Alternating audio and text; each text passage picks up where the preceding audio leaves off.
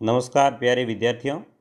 कल हम जिस सेशन में पढ़े थे उसमें एडजेक्टिव शुरू किया था, उसका पहला पार्ट था और आज जो हम पढ़ रहे हैं उसका दूसरा पार्ट है। तो इसमें चर्चा कर कल हमने जो एडजेक्टिव के प्रकार पढ़े थे उनमें एक था एडजेक्टिव ऑफ क्वालिटी यानी गुण वाले विशेषण, दूसरे थे एडजेक्टिव ऑफ क्वांटिटी मात्रा सूचक, एडजेक्टिव ऑफ नंबर संख्या वाले, फिर डेमोन्स्ट्रेटिव एडजेक्टिव और डिस्ट्रीब्यूटिव एडजेक्टिव।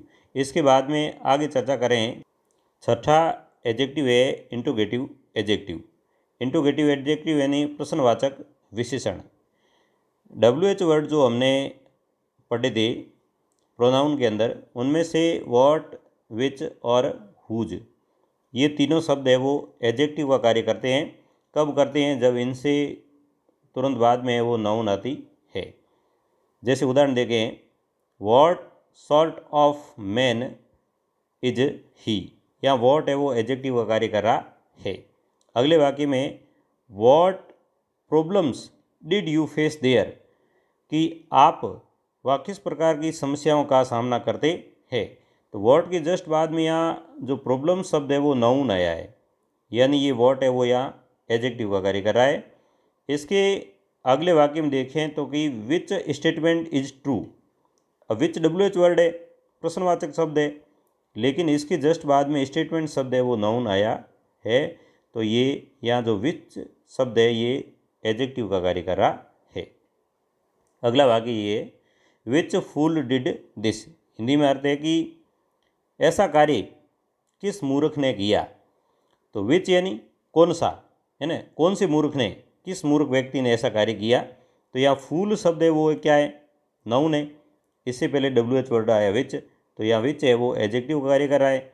अगले वाक्य में हुज हाउस इज दैट, यानी वह घर किसका है। हुज के जस्ट बाद में हाउस क्या है, नाउन शब्द है। नाउन आने के कारण हुज है ये एडजेक्टिव का कार्य कर रहा है। और अगला उदाहरण है, whose car do you drive, यानी तुम किसकी कार चलाते हो। तो यहाँ हुज के जस्ट बाद में जो कार शब्द नाउन आया है, यह नाउन आने के कारण हुज है वो इंट्रोगेटिव एडजेक्टिव का कार्य कर रहा है। तो इस प्रकार से समझें कि व्हाट, विच और हुज, इनके जस्ट बाद में यदि नाउन आता है तो ये एडजेक्टिव का कार्य करते हैं, अन्यथा ये प्रोनाउन का कार्य करेंगे। जैसे हुज वॉज दैट कार, वो कार किसकी थी, यानी वह कार किसकी थी। तो यहाँ जो हुज शब्द है ये एडजेक्टिव का कार्य नहीं कर रहा है, यहाँ तो ये प्रोनाउन का कार्य कर रहा है। क्यों? इसके बाद में वर्ब आ गई, इसके कारण ये है वो प्रोनाउन का कार्य कर रहा है। तो इस प्रकार से जैसे ही WH वर्ड और उसके बाद में आने वाले शब्द की स्थिति के अनुसार इनका पार्ट्स ऑफ स्पीच बदल जाता है। इसके बाद में पजेसिव एडजेक्टिव। पजेसिव यानी संबंधवाचक विशेषण। ऐसे विशेषण जो किसी संज्ञा शब्द से संबंध दर्शाते हैं। उनमें जैसे हमने पढ़े थे ना प्रोनाउन, प्रोनाउन में हमने एक पजेसिव प्रोनाउन पढ़े थे, और पजेसिव प्रोनाउन से के जैसे ही जो प्रोनाउन है वो पजेसिव एडजेक्टिव का कार्य करते हैं, वो प्रोनाउन का कार्य नहीं करते हैं। जैसे आई का है माई, वी का ओवर, और यू का योवर, ही का इज, सी का आर, इट का इट्स और दे का देयर, ये प्रोनाउन है और ये एडजेक्टिव का कार्य भी करते हैं। अब जैसे ये वाक्य है, दिस इज माई हाउस, या माई शब्द है वो फर्स्ट पर्सन प्रोनाउन का है, पजेसिव ग्रुप, लेकिन यहाँ पजेसिव एडजेक्टिव का कार्य कर रहा है। जब ये माइन होता है तब तो वो प्रोनाउन होता है, लेकिन माई शब्द है वो हमेशा एडजेक्टिव का कार्य करता है, यानी यह मेरा घर है। दैट इज आवर स्कूल, वह हमारी स्कूल है। स्कूल शब्द नाउन है और इससे जस्ट पहले ये आवर शब्द आया है, तो ये एडजेक्टिव का कार्य कर रहा है। इसके बाद में अगला उदाहरण देखें, it was your fault. Fault का अर्थ होता है दोष, कमी। अर्थ ये है कि ये तुम्हारी कमी थी। तो यहाँ पर योर जो शब्द है वह फल्ट नाउन से जस्ट पहले आया है, तो यहाँ ये एडजेक्टिव का कार्य कर रहा है। अगला उदाहरण है, ही केम विद हिज फादर, यहाँ यानी वह अपने पिताजी के साथ में आया। अर्थ तो ये है, लेकिन फादर शब्द है वो क्या है, नाउन है, तो इस नाउन से जस्ट आगे ये हिज शब्द है वो यहाँ पर एडजेक्टिव का कार्य कर रहा है। और अगला उदाहरण है दे वर डूइंग देयर वर्क, वे उनका कार्य कर रहे थे, उनका मतलब खुद का, स्वयं का। तो यहाँ पर वर्क शब्द है वो तो है नाउन, और इससे पहले जस्ट ये शब्द जो आया है देयर, ये यहाँ एडजेक्टिव का कार्य कर रहा है। तो इस प्रकार से कि जो फर्स्ट पर्सन, सेकंड पर्सन और थर्ड पर्सन, उनमें से जो ये फॉर्म है ये पजेसिव एडजेक्टिव का कार्य करते हैं। और इन्हीं के जो रूप थे, जैसे आई का था माइन, वी का था ऑवर्स, यू का था योवर्स, और ही का था इज, सी का था हर्स, और दे का था देयर्स। तो वे प्रोनाउन का कार्य करते हैं। इसके बाद में एक प्रोनाउन का प्रकार और है जिन्हें कहते हैं प्रॉपर एडजेक्टिव। प्रॉपर एडजेक्टिव ऐसे होते हैं जो किसी स्थान विशेष के नाम से या व्यक्ति विशेष के नाम से बनते हैं, तब वो प्रॉपर एडजेक्टिव कहलाते हैं। उदाहरण के लिए जैसे इंडिया शब्द से बना है इंडियन। अब जैसे हम कह दें कोई इंडियन पीपल, इंडियन कल्चर, तो इस प्रकार से जब ये इंडियन शब्द है ये प्रॉपर एडजेक्टिव से बना हुआ, प्रॉपर नाउन से बना हुआ शब्द है वो प्रॉपर एडजेक्टिव कहलाएगा। यानी यहाँ जो इंडियन शब्द है वो प्रॉपर एडजेक्टिव है, यानी प्रॉपर नाउन से बना है तो प्रॉपर एडजेक्टिव हो गया। इसी प्रकार से जैसे हम कहें जापानीज टेक्नोलॉजी, यानी जापान की तकनीक, जापान शब्द नाउन है और उससे संबंधित टेक्नोलॉजी हम कहेंगे जापानीज टेक्नोलॉजी, तो ये शब्द है वो प्रॉपर एडजेक्टिव है। इसी प्रकार से हम कहें शेक्सपियरियन सोनेट, यानी शेक्सपियर के द्वारा लिखी हुई सोनेट।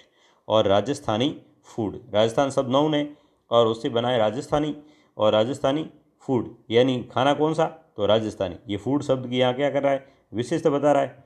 तो इस प्रकार से प्रॉपर नाउन से बने हुए कुछ एडजेक्टिव होते हैं जो प्रॉपर एडजेक्टिव कहलाते हैं। इसके बाद में है पार्टिसिपल एडजेक्टिव। पार्टिसिपल एडजेक्टिव क्या होते हैं, यानी एक तो क्रिया का तीसरा रूप, एक V1 प्लस ING, ये है तो क्रिया ही, लेकिन ये क्रिया होते हुए भी कई बार किसी नाउन से जस्ट पहले आकर के उस नाउन की विशेषता बताती है, तब ये पार्टिसिपल एडजेक्टिव कहलाते हैं। तो ये कौन कौन सी है, किस प्रकार से होती है, यानी कोई भी क्रिया उसका यदि तीसरा रूप है और वो किसी संज्ञा की विशेषता बता रहा है, या क्रिया का चौथा रूप जिसे ING कहते हैं वह है और किसी नाउन से जस्ट पहले आया है और उसकी विशेषता बता रहा है, तो इस प्रकार के शब्द है वो पार्टिसिपल एडजेक्टिव कहलाएंगे। जैसे कुछ शब्द है जैसे इंस्पायरिंग, शॉकिंग और सरप्राइजिंग, ये सरप्राइजिंग शब्द है, shocking, inspiring, interesting, wounded, broken, यानी ये शब्द क्रियाएँ हैं, इनके साथ ING लगी हुई कईयों की, और कईया है वो तीसरे रूप है। जैसे वाक्य में इनका प्रयोग करें तो जैसे ये वाक्य, it was an inspiring story. Inspire यानी प्रेरणा देना, प्रेरणा देना क्रिया है, तो क्रिया के साथ ING लगा और ING लग के ये जस्ट नाउन से पहले आया। तो यहाँ पर जो इंस्पायरिंग शब्द है वो इसकी स्टोरी की विशेषता बता रहा है, यानी स्टोरी कैसी, इंस्पायरिंग। तो यहाँ पर ये एडजेक्टिव का कार्य कर रहा है और ऐसे एडजेक्टिव है वो पार्टिसिपल एडजेक्टिव कहते हैं। जैसे I saw a wounded tiger, tiger कैसा, वुंडेड यानी घायल, मैंने एक घायल टाइगर देखा।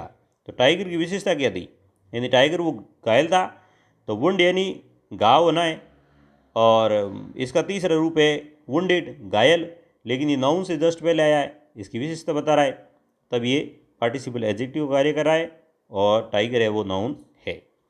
ही मेंट्स ए ब्रोकन विंडो, वह ठीक करता है, क्या ठीक करता है, खिड़की। अब खिड़की विशेषता क्या है, वो टूटी हुई है, तो ब्रोक यानी तोड़ना, ब्रोक का तीसरा रूप ब्रोकन, टूटी हुई, लेकिन यहाँ पर ये शब्द है वो एडजेक्टिव का कार्य कर रहा है इस नाउन से जस्ट पहले आने के कारण। और इसी प्रकार से that was a frightening noise, frightening यानी भयभीत करने वाली, इसका अर्थ क्या हो गया, ऐसे नहीं कहेंगे भयभीत कर रही है आवाज़, नहीं, भयभीत करने वाली। इस प्रकार से क्रिया के अंत में ING लग जाती है और फिर ये शब्द है वो एडजेक्टिव का कार्य करते हैं, इसलिए इन्हें पार्टिसिपल एडजेक्टिव कहते हैं। इस प्रकार से इन्हें एक बार दोबारा देख लें, यानी क्रिया का रूप होता है वो कोई, या तो तीसरा होता है या आईएनजी होता है, और तब वह क्रिया के अर्थ में प्रयुक्त नहीं होता है। क्रिया जैसा अर्थ देती है ना, वैसा अर्थ नहीं दे करके वो विशेषण के तौर पर ही अर्थ देता है, और विशेषण के अर्थ देने के कारण वह विशेषण कहलाता है, और वह नाउन से जस्ट पहले आता है, इसलिए उन्हें पार्टिसिपल एडजेक्टिव कहते हैं।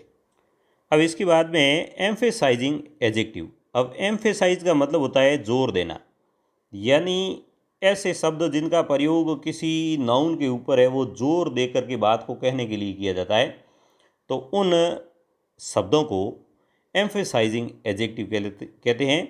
और ये दो ही है केवल, एक तो है वेरी और एक है ओवन। ये दोनों ही शब्द है वो एम्फेसाइजिंग एडजेक्टिव कहलाते हैं। अब देखें कि इन वाक्य में कैसे प्रयोग होता है इनका।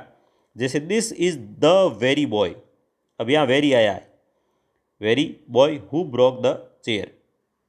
इसका अर्थ यहाँ वेरी का अर्थ तो वैसे बहुत होता है, हम ऐसे नहीं कह सकते हैं ये बहुत लड़का है, यहाँ बहुत से मतलब नहीं है इसका मतलब है जोर देने से।